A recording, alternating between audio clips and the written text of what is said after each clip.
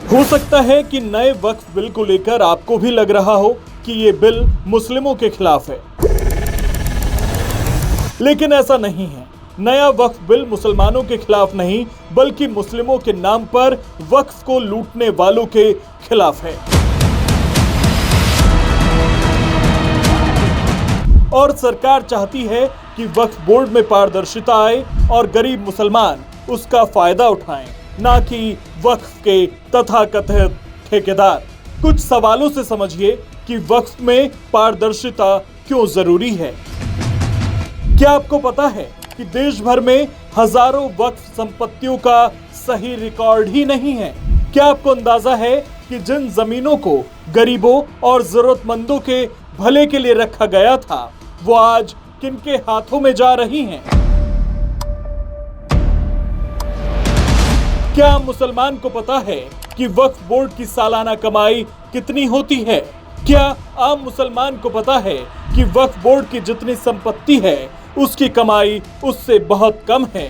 क्या मुसलमान को पता है कि वक्फ की संपत्तियों पर अवैध कब्जा करने वालों के बारे में आपको नहीं पता होगा? इसलिए सरकार चाहती है कि वक्फ बोर्ड में पारदर्शिता आए, जरूरतमंद ही वक्फ बोर्ड से लाभान्वित हों, क्योंकि वक्फ बोर्डों ने इन संपत्तियों की सही निगरानी नहीं की। इनकी लापरवाही की वजह से कई वक्फ संपत्तियों के रिकॉर्ड अधूरे हैं, गलत हैं या फिर गायब हो चुके हैं।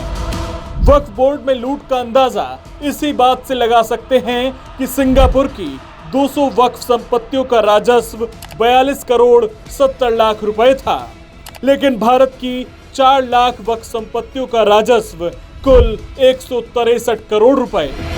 2017 में इंडिया टुडे के एक स्टिंग ऑपरेशन से पता चलता है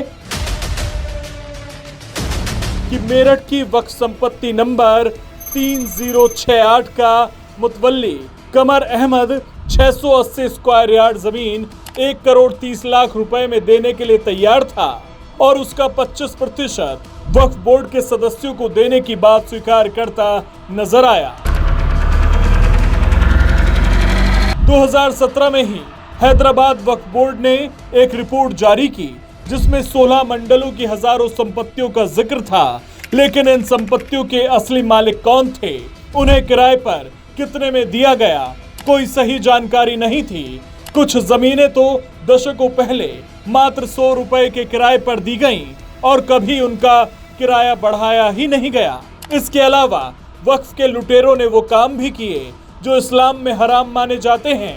वक्फ संपत्ति को कभी शराब के कारोबार के लिए नहीं दिया जाता, लेकिन इन लोगों ने वक्फ संपत्ति विजय माल्या की शराब कंपनी को 99 साल के लिए लीज पर दे दी थी। इसलिए नए वक्फ विधेयक की जरूरत पड़ी। इस कानून के तहत एक केंद्रीय पोर्टल बनाया जाएगा जिसमें सभी वक्फ संपत्तियों का पूरा रिकॉर्ड होगा।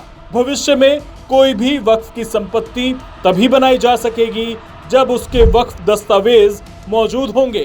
किसी भी संपत्ति को वक्फ में बदलने से पहले ये देखा जाएगा कि वो कानूनी रूप से सही तरीके से दी जा रही है या नहीं।